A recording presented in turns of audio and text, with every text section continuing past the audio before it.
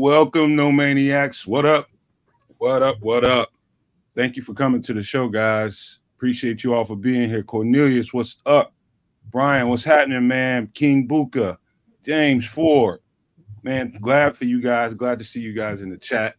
We're gonna take our time with this one too, while everybody files in, people start coming into the show. But here we are with the Chargers this week, man, and with the trade deadline looming and all of that stuff, the Chase Young rumors. We're gonna get into a little bit of all of that here in just a minute. But let me give you guys a quick update on the inactives. We're gonna talk about that for a minute too, because there's a little inactive that we have circled. We talked about a little bit behind the scenes. We want to discuss that a little bit. But the inactives, the notable ones are Justin Brisker, Terrell Smith, Nate Davis, and Dominique Robinson. The actives noteworthy are Eddie Jackson and Lucas Patrick. Thank God, Lucas. Thank God. But the one that I have circled, Samo, the inactives are is Dominique Robinson. And why? Word is that he's a healthy scratch today. I think they have him as an inactive, but they didn't put him on an injury report. So far as I know, he's a healthy scratch. Why is that? To me, I think it's because we have Khalid Kareem coming off of his hip injury, and they want to see what he has and what he can bring to the table versus Dominique Robinson before the trade deadline. Before they start. I'm not saying that Khalid Kareem is anywhere near someone like Chase Young, Brian Burns, or anybody like that. But it's smart. It's a smart play. You've seen enough of Dominique Robinson thus far in the season to know that you need to probably take a look at somebody else and see what he can bring to the table. So to me, it's a smart move. Kev was a little upset by the fact that they ain't coming right out telling us. We'll get to that when Kev gets his shot, man. But yeah, man, I want to see what Khalid Kareem is bringing to the table. Let's just talk about Dominique Robinson being possibly a healthy scratch today. Man, shout out to the No Maniacs. Welcome back. Pregame to the pregame show, man. Don Rob, man, he's pretty much been a disappointment this year, man. There's not much of a improvement in his game from last year to this year, and from week to week, I mean, he just goes missing. You haven't seen any spectacular plays being made by him or any plays. I can't remember a play from him this year where I'm like, well, Don Rob, good play, and that's sad to say, especially with what's been happening with the defense playing a little bit better over the past few weeks.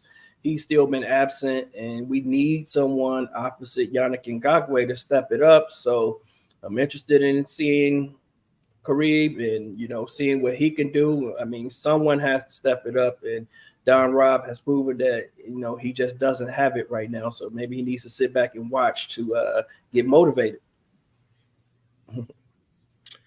Okay. Yeah, I'm not going to take the bait here. I'm not going to slam the kid. He's a developmental prospect, and he's developing. Unfortunately, he's not developing at the speed any of us would have liked. And, hopefully he continues to develop. Give somebody else the opportunity to shine here this week. Again, I'm not sure if I'm sure Flus has some sort of reasoning behind this. Again, it's very likely what we're all discussing here right now. Likely a healthy scratch case scenario. That's really what it sounds like. And if that's the case, Khalid Kareem, opportunity's yours. Grab the brass ring, do what you need to do, and let's beat these Chargers today. And by the way, he is active tonight. He's not on the practice squad. He is active. Yeah. It's you know what? I was talking to Samo in the green room. Active but not starting? What's that? Active but not starting? Oh, he's active. He's not going to start. He's just going to get in the rotation. DeMarcus Walker to probably start. Yeah.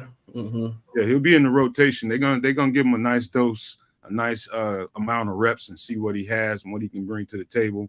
But Samuel and I were talking in the back room about, one thing. I don't want to ever get down on Dominique Robinson, because I know, I was talking to Samuel and I told him, man, you have to be really toolsy at the defensive line position. I mean, really toolsy, and it takes time to develop those tools to be really effective at what you do.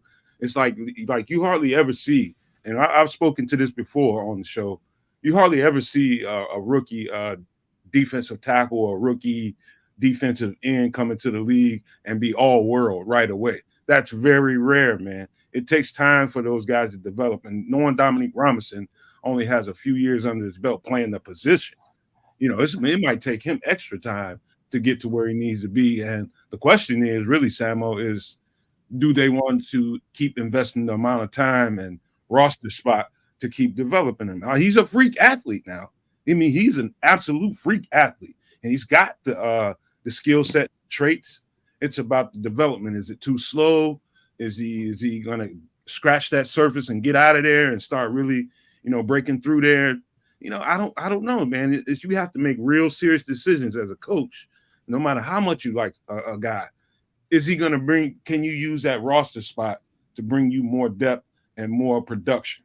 And I think that's what today is about for Khalid Kareem, is to see, can he produce better than Dominique Robinson? So, still be patient with Dominique. I'm sure they don't feel like they're done with him, but they probably taking him back to the drawing board right now. Yeah, it's like kids say, the development is just a little bit too slow right now, and it's been stagnant since last season, actually. And I'm not gonna put it all on him. You guys know how I feel about the coaching of the defensive line. I think that they would be better served to move on from Travis. What is it, Smith? I believe it's a defensive line coach. I think they need someone else in there who's able to motivate those guys better and able to get a little bit more production out of the defensive line, because I haven't seen anyone improve on that defensive line over the past couple of years under his tutelage. Who's? I mean, yeah, okay. The rookies this season at the defensive end position, I'm 100% with you. If you're talking about interior line, the defensive interior guys have played better. Yes, I'll give you that. You're right. This is where I was going. This is what I was thinking about it. Is he hasn't shown anything, whereas those rookies are coming up and they're popping and they're showing out on a weekly basis, to be honest with you. Pickens and Dexter, snap on snap, there's something to watch. I haven't really, I was saying this to the guys before, I've kind of purposefully ignored Dom Rob, because I was down on him in preseason. I was down on him quite a bit, and I didn't want to be the guy who was just down on a guy because he could be down on a guy. But it's it's time for him to start showing out, and I wish he was in this game, and I hope he gets some opportunity in this game to show out. But hey, same token, all the opportunity for somebody else to pick, to grab that brass ring. Yeah, Don Rob has the tools too, man. That's the sad part about it, is that he has the bend. We've seen that bend from him. We've seen the get off that he has, man. It's just about mastering the moves, man. That chop, club, and rip, man, to get to the quarterback. Man. That's all he needs to develop, man. If he develops that cross, club, and rip, and get with his get off, and how low he can stay to the ground and bend, dog, he could be a beast. He can be a sack machine and get into the backfield quite easily if he masters that. And I don't know, for some reason it's just not clicking for him. Yeah, it's like we said, man. You got to have a tool bag, man. You got to have a tool bag, and I'm sure he's been working on stuff. And like I said, I'm not gonna get too down on him, because I know development takes time. We 2 years, 2 seasons in with him, and he just hasn't broken through yet. And that's just all it is to it. And while you're in the process of developing him, you still got other guys that you need to get reps to, and to see if they can offer some kind of production to help you along. But right now, Flus is coaching for his job, Getsy's coaching for his job. And so at some point, we've been talking about it for weeks. When do you get to the point with Dominique Robinson where you give some other guys some opportunities? You know what I mean? So, I'm still going to big up Dominique Robinson. I'm still going to be rooting for him. I know he can do it.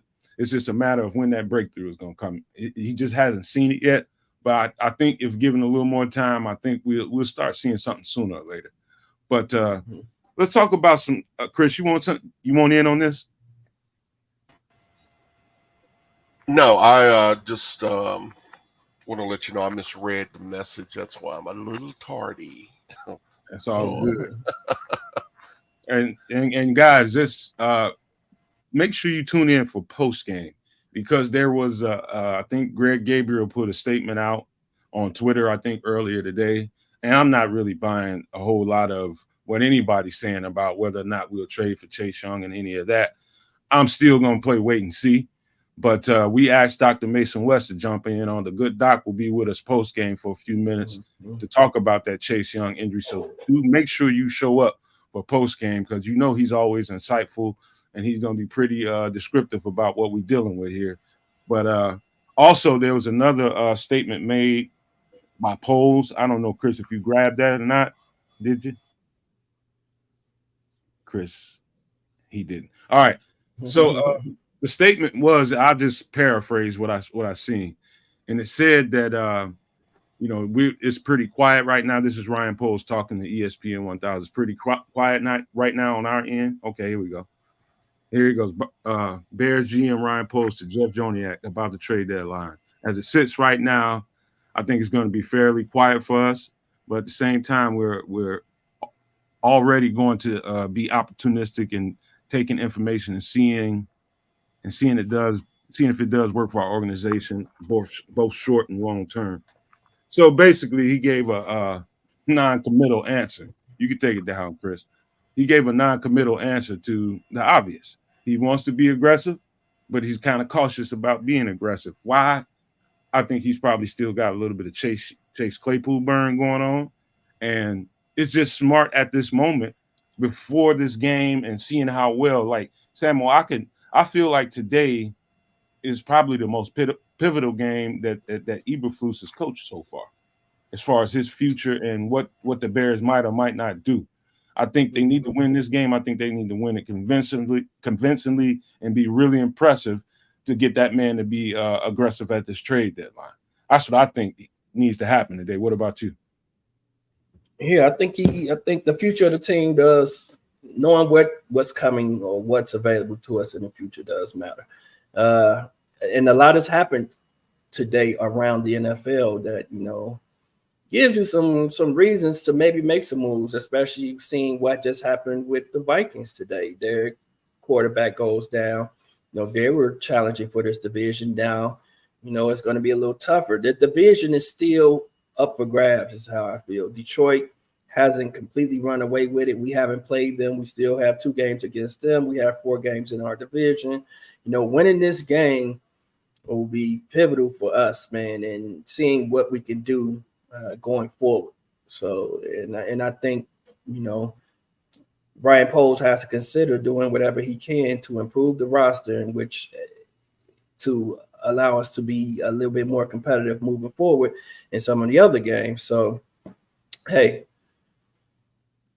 I'm looking forward to the Bears being competitive today. I hope we win this game. And I'm a little about it, to be honest with you. I don't know either way. I don't know which way it's going to go. I want us to win this game. If we win this game, I think he's open for business. If we lose this game, we could also be open for business going out, pushing people out. So I think either way, this game is pivotal in making a decision on what he wants to do. Well, Chris, you just hanging out or what? I hope it really doesn't allow the Chase Claypool thing to restrict him from being active if there's an opportunity to make the team better. Especially, I mean, short term or long term, I think there could be opportunities to help us not only this year but in the rebuild overall. I still think we're in rebuilding in mode, but I hope he doesn't make he doesn't get antsy because of what happened with Claypool. I mean, be aggressive. I just think you have to be aggressive. So nobody gets mad at you if you're aggressive and you take a L. At least I don't. So we got a ridiculous fan base, Chris. And let me answer a couple of quick questions. Somebody asked earlier, is Braxton Jones not starting? No, I think he was out. I think he was ruled out Friday. I believe Thursday or Friday. I believe they ruled him out. And Hair Bear also asked, what or do I get they're coaching for their jobs? Yeah, Hair Bear, I think if it's disastrous, yeah, I think they are coaching for their jobs, man, because you got to show some consistency, man. You've been making gains, especially on the defense. You had a decent output, last week on the offense. And at some point, I do believe that, this needs to go really well for the Bears in order for Ryan Poles to feel like he can stay committed to what Flus and his staff is bringing to the table. So I can certainly see that going a couple of different directions, really fast. So I think they are coaching for their jobs right now. I 100% believe that. Mm-hmm. Yeah, I think so too, man. Because if we think about it, we haven't beat anyone of caliber in the past couple years, man. In the past 2 years under Coach Flus. So we need to prove that we can beat some of these middle of the pack teams. The Chargers aren't an elite team. However, they are one of those middle of the pack teams. They do have a good starting young quarterback and a decent team around him. So I think we need to prove that we can beat some of these teams in order for this coaching staff to prove their worth, man, or at least stay in the game and not just be blown out, because that's typically what's been happening all of this year. Last year, we were a little bit more competitive in games against teams like the Eagles and Miami Dolphins, but this year we haven't shown any competitiveness against any teams of caliber, and that's what we have to be able to show. I would like to get a win for this coaching staff to prove their worth. And I'm with Chris, man. We have to think about the future as far as the trade deadline goes, because we're going to need an edge rusher either way in our development of this team and developing this roster. So I'm hoping that doesn't matter, win or loss. And I know how you feel about it, Nomad, as far as the next coach coming in. But I think an edge rusher is pretty much universally needed on any team, especially one of the caliber of Chase Young. I think he's a dominant player who transcends schemes. So you believe he's transferable to a 3-4?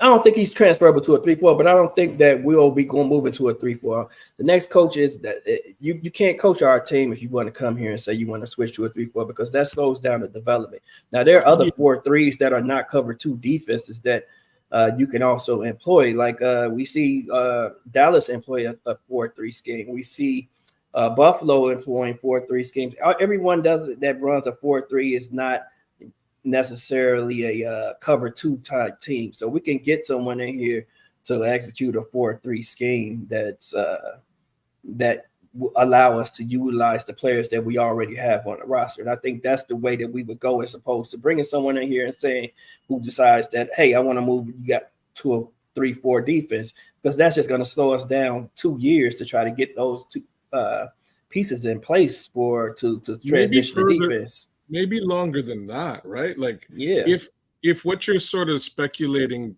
Nomad, is going to go down, the question is really, is Poles going to be around or is Poles not going to be around?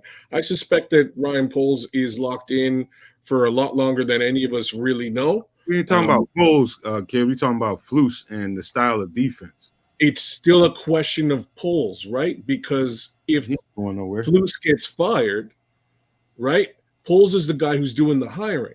So if he's building a team that's basically a 4-3 base defense, if that's what he's been drafting for, if that's what he is, willing to give up draft capital for, then that's what he's hiring this time next season, right? He's not going to go out on a limb and hire a 3-4 guy and then have to retrace his steps and change his entire scheme, like by way of where he's allocating assets. He has the ability of making that decision, and I think that decision would be made for him at that time just by sticking with the 4-3. Now, why I'm piping up is defensive end is obviously a question. It's obviously a question mark for our organization right now, and I think he should be aggressive with this particular position. Just get something you have faith in, Ryan. You know what I mean? Get something you have some faith in, you have some conviction in. If it's Brian Burns and you have conviction in it, do it. Lock it down. If you believe that he's that guy who can come here and produce a fair amount better than what we've been seeing, do it. I got no problems with it. You know what I mean? That's where my mindset is. I'm just kind of just playing devil's advocate because I know in my head, in my heart, what I would like to see them do. I'm just trying to provide both sides of I'm trying to understand what Ryan Poles why he wouldn't, why he might not, right? And I don't think Chase Claypool, you know, the sting of the Chase Claypool burn should really be enough to prevent you from making a move on a caliber player that you have conviction in at this particular time. And that's just me being realistic. Now, back to this game that we have coming up here. You know, I do want to say that I'm pretty sure everybody had us losing this game. I you know, when we went around round table a couple months ago, preseason, looking at the schedule, I thought that this was one of two that we were going to lose early on. I'm not so sure about that anymore, and I'm not so sure. Basically the map is out there. If they stick to what they did last week, they can beat these guys too. That's why I'm so scared. That's why I'm so scared to make a prediction on any of their games, because Getsy's so inconsistent in how he calls the offense. You don't know what you're going to get. And that's why I've been blaming Getsy all week, right? Exactly. That goes back to Nomad's last question. I don't think, unless there is a complete meltdown, I don't think there's any way Eberflus gets fired. I really don't think Eberflus will get fired. Getsy, on the other hand, is the one I feel like it should be in the hot seat, because he hasn't been consistent in forming an identity on the offensive side of the ball, and that's his job is to form the identity, and he's got to play toward the strength of the players. He's failed to do that with Justin, and I just if anybody should go in my mind, I think it would be. You think they can fire you think they can fire Getsy without seriously putting the microscope on Matt Eberflus? Yes, I think they most certainly can. That's terrible. You see it happen all the time.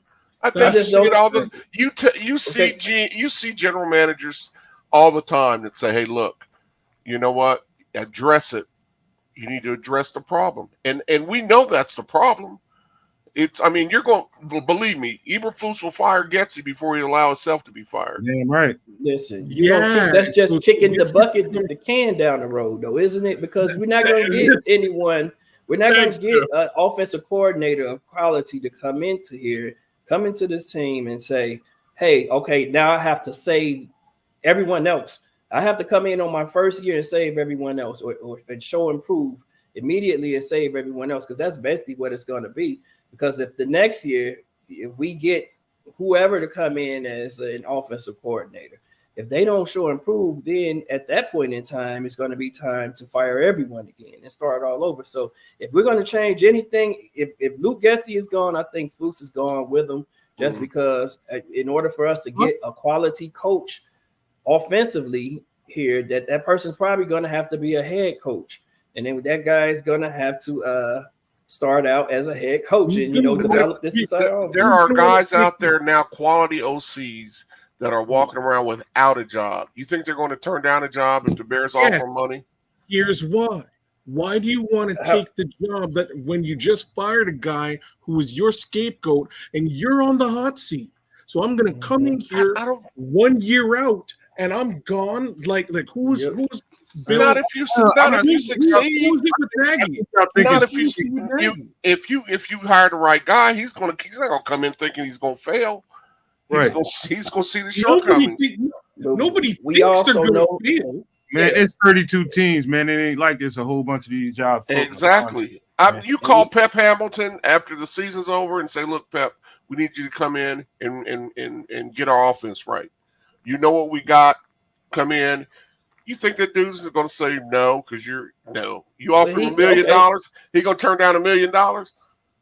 It's an opportunity, but this is not going to be the only opportunity. If he's a quality person, why? He's a person of quality. Listen. Listen to this though, Chris. If you're a quality offensive coordinator, you're saying there are a lot of quality offensive coordinators out there. They're probably going to be every year. There's like 5-6 jobs that open up. So why not take one of those 5 or 6 jobs that open up with a new head coach and give yourself 2 or 3 years to develop an offense, as opposed to coming here and knowing that you only have this 1 year.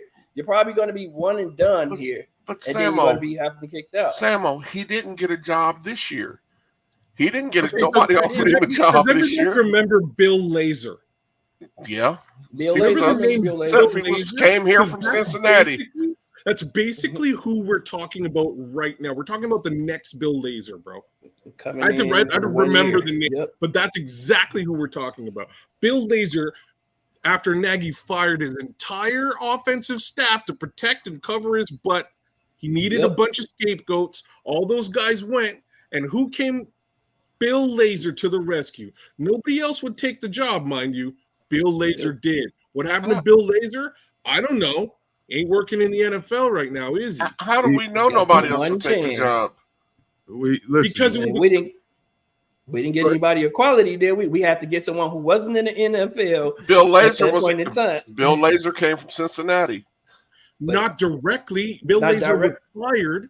Bill Lazor was fired from Cincinnati, was sitting free and clear into the next season. That's because he was fired by now. That's because he was part of the Andy Dalton era. Exactly. He came because of Andy Dalton. Right. And let's he only had that 1 year and he didn't succeed. He's not in the league. Before Andy Dalton.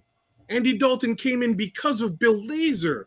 That was he's talking about the Andy Dalton era in Cincinnati. He means the Andy Dalton. He was a part of it. Yeah. Mm-hmm. Yeah.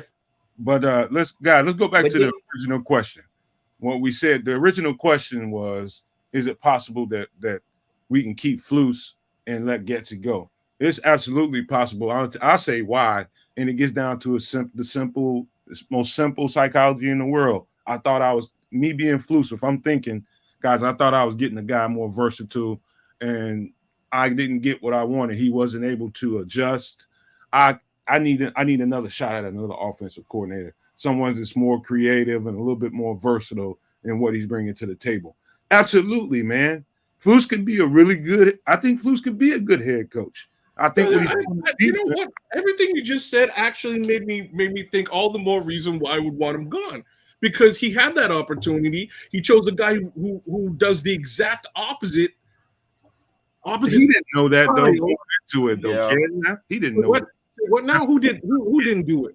Who didn't hire Getsy? That's what he was going to get. That's what he was buying when he brought the guy. He thought he was getting something else. Bro, that's not true. We're talking about week 8 right now. We still don't have an offensive identity, as you about to say. If Getsy had if Flus had watched Getsy film, meaning Aaron Rodgers' Green Bay Packers tape, before hiring, the guy who wasn't their OC, like let's throw that out there too, right? Like before hiring him on, he might have known that he doesn't necessarily, like Aaron Rodgers doesn't necessarily play in a similar style as Justin Fields. This is just common, like I'm saying common. Exactly. Hey, kids, you're right. You're right. In hindsight, you that part that you just said is absolutely correct. You should have had the foresight. No. You should have had the foresight to see these are things that were on tape before. I'm saying this isn't new stuff.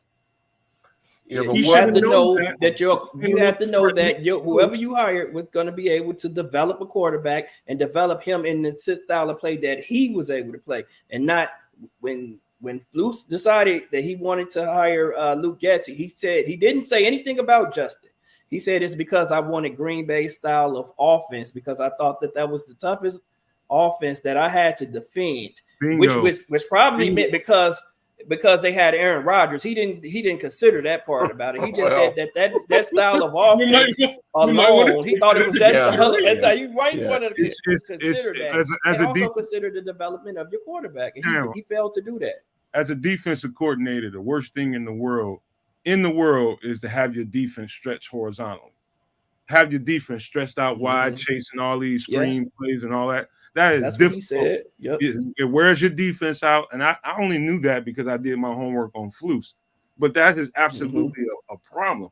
And so he figured, okay, what gives me the biggest problem? Let me bring that here and let's see if we can run some semblance of that. The mistake, and to Kedge's point, you had to realize what kind of quarterback you had. It's all on tape. He has a slow windup and delivery. Is that the best offense or style to be bringing in to play with that kind of guy that's really good at pushing the ball vertical?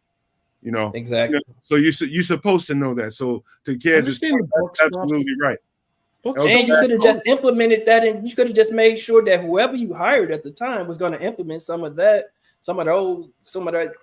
horizontal offense in whatever offense they were deciding to run. You know, that could just be a feature in the offense. It didn't have to be the entire offense. And I think that's where he failed. And he failed to find a guy that he knew could develop a quarterback like a Pep Hamilton. We've seen Pep Hamilton develop multiple quarterbacks in college and in the NFL. And you had a young developmental quarterback that you knew needed some work. So you should have gotten a guy you got to remember, Samo, do that job. He was a first-time head coach too.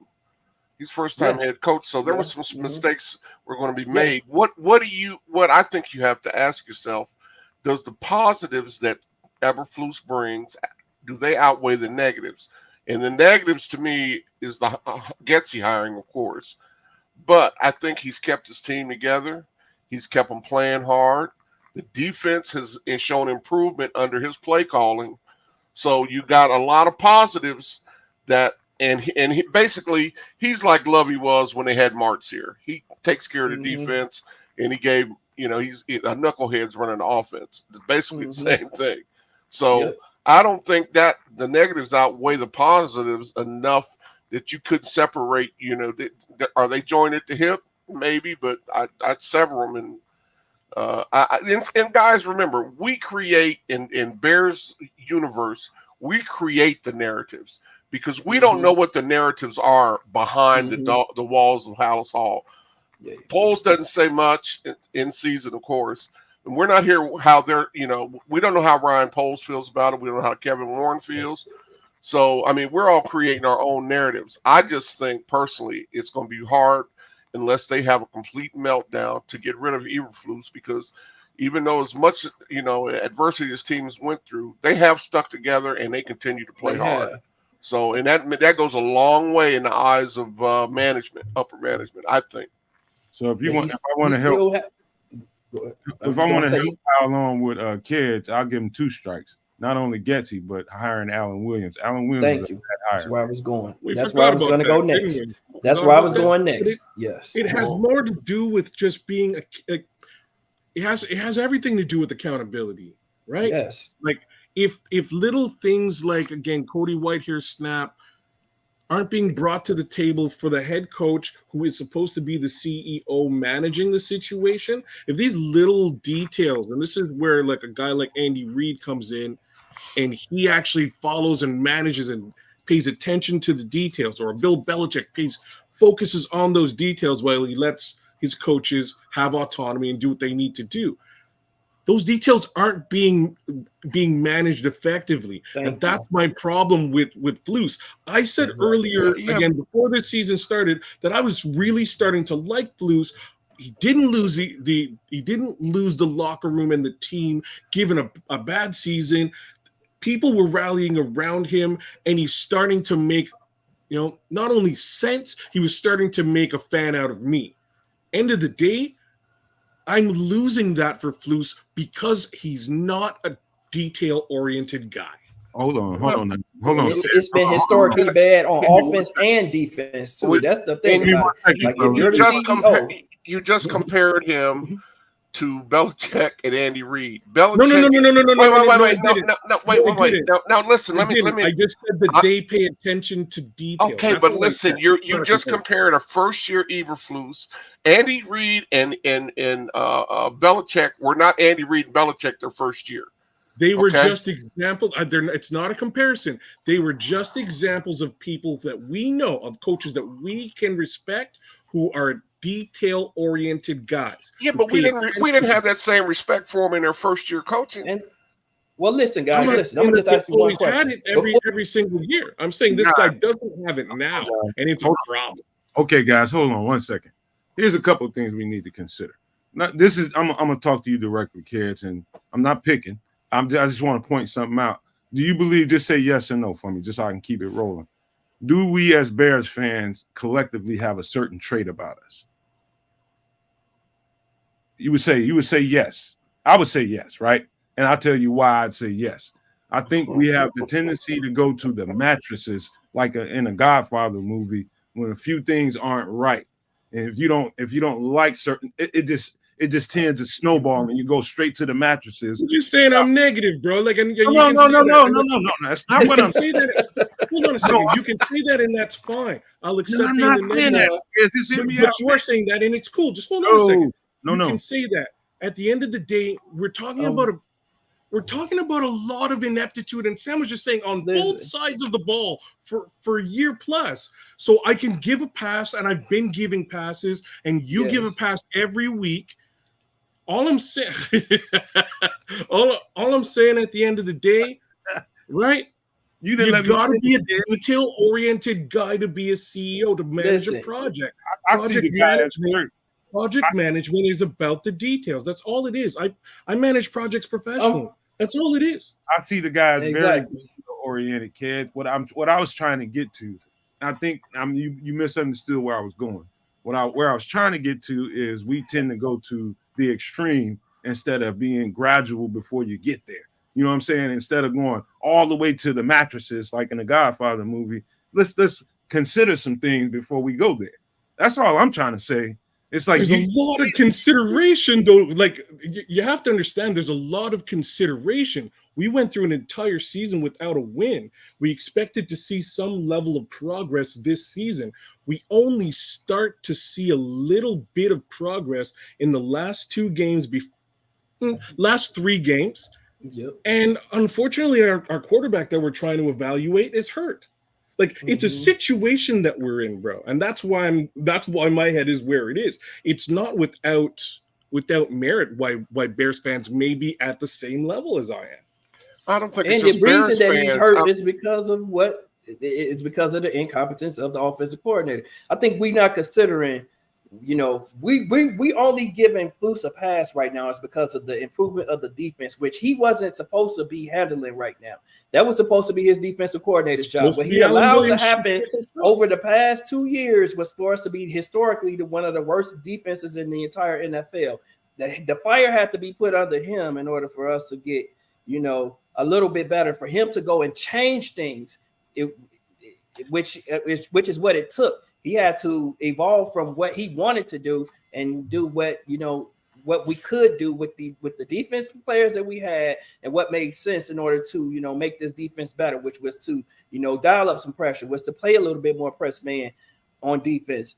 As far as him holding Alvin Williams accountable, though, when he was a defensive coordinator for the past 2 years, that didn't happen, and that's the problem with Flus. As far as him holding Luke Getsy accountable for the historically bad offense we've seen for the past, and inconsistent offense we've seen over the past 2 years, that hasn't happened either. So if you want to say that you want to be the CEO of the team and to manage everything and sit back and manage your coordinators, and you allow for this to go be bad for so long, then that means the CEO has failed, right? Because the offense is not doing well, the defense is not doing well. Special teams is middle of the pack. So, I mean, what are we actually managing? We have players on special teams and a player on special teams at Baylor Jones that we still haven't figured out yet, and we drafted this guy for his special team. So for all of those reasons, I can't hang on to Matt Eberflus right now, because he can't manage a situation. So if we get a new offensive coordinator next year, we get a new defensive coordinator and things start to go awry, what's he going to do then? He can't. He's going to take over play calling again for defense. We know he's not going to hold the offensive coordinator accountable. So then we'll be right in this same boat. So that's why if you're going to fire anyone, everybody has to go. That's how I feel about it. I don't think that when Nomad asked the question, what do we all have in common? And I think it's what every fan in the NFL has in common, is we are allergic to continuity. And so we're not ready to be patient. We want the stuff to happen now. And I just I haven't seen the negatives outweigh the positives for Eberflus to just get rid of him. I'm gonna give him a little line. Yeah, bad, 2 bad hires for coordinators. But you know what? I think we give him another chance. He's got to do something with the offense. I think he gets another chance, Chris. Yeah, I do too. I don't. Yeah, I don't think there's any way they fire him. I think he gets another chance. I think just like Matt Nagy did, I think he gets the second chance, and we'll see who the new guy is and how well he does. I'm not particularly that wouldn't be my move if I was in Poles' seat. I'm going to say some other things. Again, as a defensive coordinator, the guy's really good at what he does. There's no questions about that. The team rallies around him. There's no questions about that. It's all the other stuff. And if you looked at it like a business, I'm not looking at it from an emotional perspective, bro. And that's what I have to really convey. If you looked at it like a business, if you were running a construction project as a project manager and one foreman is completely ruining and just is terrible at his job, the second foreman leaves his job and now you have to take on the job as the foreman, you go and give that information back to the higher ups and go, hey, like, here's the status of this project. I'm doing the foreman's job, and the other foreman is basically single-handedly destroying the project. What do I do? The business is going to look at you and go, thanks, bro. You're fired. You're fired. All of you guys are fired. We're going to bring in a new project manager. He's going to take over the reins. He's going to hire his new foremen. He's going to bring on either way. Vaughn just asked the question. What has not an emotional thing? What has Flute shown? Vaughn asked the question. What has Flute shown y'all for him to stay though? I'll tell you what, Vaughn, and you guys know if you listen to the Nomad Network long enough, you know I lean locker room. That's just where my head and my heart is. And I'm going to tell you why that's important. Of course, the owner, the GM, and the president, they're looking at wins and losses like, hey, man, we need to put some wins on the board, period. But that GM is also the most important aspect of what you're doing is to make sure that you don't lose that locker room, is to make sure that thing is sewn up tight and to make sure that they have absolute respect for you and you respect them. And with all that losing, he has kept that team together and they go out there and they play ball for him. Win or lose, they go out there and they give it all. To some people, that is not enough. To some people, that is absolutely not enough. But it is important when you're in that locker room that I believe in this dude, and if we keep on hacking at this tree and chopping at this tree the way we chopping at it, we're gonna get it to fall down. And so that's the mentality in there. And he's got that locker room, man. You've seen some testy times here. And I'm telling you, is it him that's maintaining the locker room though, or is it just the fact that we do have some not good young leaders in the locker room too, and on defense especially, and we have a young leader in Justin Fields on the offense that is kind of holding things together. I think those guys in there are going to stick together and fight for each other either way it goes. I can't give him complete credit for that, but yes, it hasn't imploded. Well, I'll say it hasn't imploded. But as far as we talking about continuity, the continuity is going to change regardless for next year because we're going to have a new offensive coordinator and a new defensive coordinator. And they can't come in and do the same exact thing that the previous guys did. So something's going to change. The playbooks are going to change. So that continuity that we're saying that the team's going to have is pretty much going to change either way. You know so what, I don't Samo? Understand. So if we're going to do it, if we're going to change anything, just change it all. And you have to be a really good leader. You have to be a really good leader to function under this kind of adversity and not have people. You know, all it takes is one or two skunks to stink up the whole locker room, man. It takes one. It was happening. It was happening with Chase Claypool, was it not? And then they kicked him out. Justin Fields came out and said something about the coaching staff. You know, and it became an issue for a while. We have previous players who are out here talking about the coaching staff. It's not Justin Fields, it's the coaching staff. And wide receivers, Deontay and Fountain. So, Samo, you know what's going to happen differently with Flus if he stays and he has to hire two new OCs?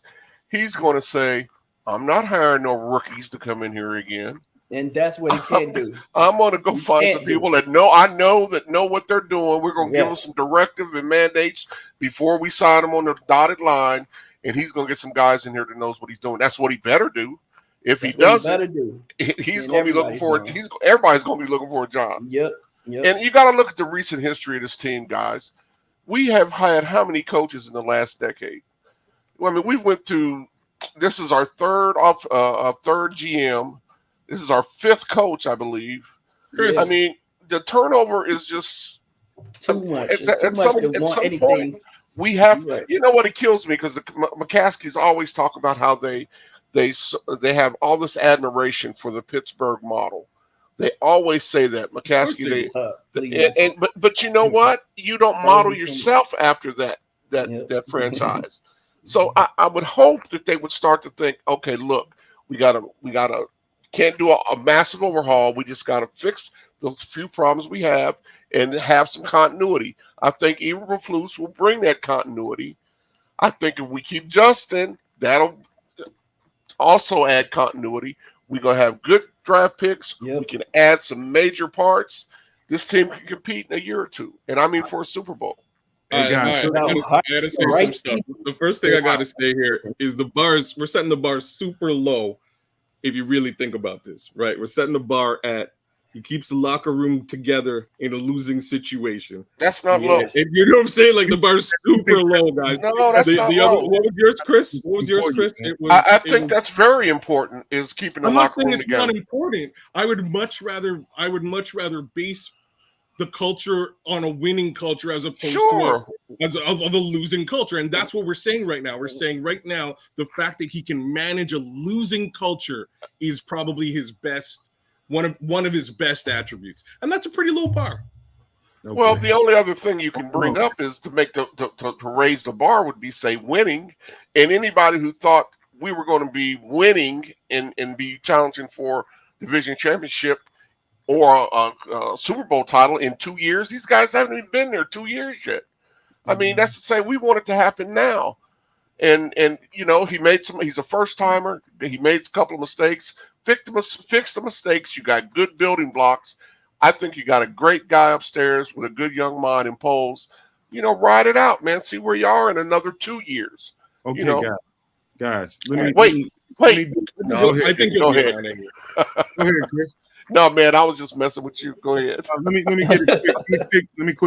stick in a quick station identification here, man. I see a bunch of new people in the chat. Guys, do us a solid and help us out. Help us out and hit that like button, hit that subscribe button. We're off task right now because we're just off task right now. We're supposed to be talking about pregame. We're already in post-game mode, but that's okay. Cares? You just let the energy, just let the flow go where the flow goes. It's all natural, baby. It's just where it is. But guys, do us a favor. Thank you, Scosh 6 Trey. Let me see here. I saw somebody else that I'd never seen. Yeah, Carter, Jay Sanders, and Vaughn. These are some new heads. What's up? They've been here. They've been here before. Yes, sir. Jay Sanders has been here before. AC Adams says I'm killing it tonight, so we got to shout out to him. For sure. All right. Hey, man, we're in Nomad at night post game mode right now. Let's focus a little bit because we're gonna talk about plenty of that stuff. God, you think it's spirited right now. You wait till the post game. Win or lose, it's going to be a lot of talk about what should happen, what shouldn't happen. So stay tuned for that. Let's talk about this matchup, and let's go on the offensive side of the ball for the Bears. I think it's pretty clear to me, Samo, that I think Getsy is gonna try to be a hybrid of what he did last week. I think they're gonna stick to running the ball, but I believe they're gonna try to do some stuff to push the ball down the field and try to get vertical, because all the stuff that if they go out there with that same script that they had last week, man, they're gonna cloud the passing lanes and take balls away from that guy. And so that's just what's gonna happen if they stick to that script. They'll see Tyson Bagent staring down his first receiver and throwing the ball, and they're gonna jump that. They're gonna jump that stuff. And so what I think they're gonna do is they're gonna hopefully go heavy on the run game. I think they're gonna sprinkle in some screen game. But I believe the Chargers are going to be ready for that, because they think that's what Bagent does well, and I think they'll be prepared for that, like dropping D linemen in the coverage or in zone areas and stuff like that instead of rushing, getting them back in coverage to really cover up stuff and give Tyson Bagent stuff to think about. Take away his first read and make him play quarterback and try to jam the run game a little bit. I think that's where they're going to go. Yeah, they're definitely going to come up and try to stop the run because they see the Bears running game is very well. We've been playing very well on offense as far as our running game goes for the past 4 or 5 weeks now.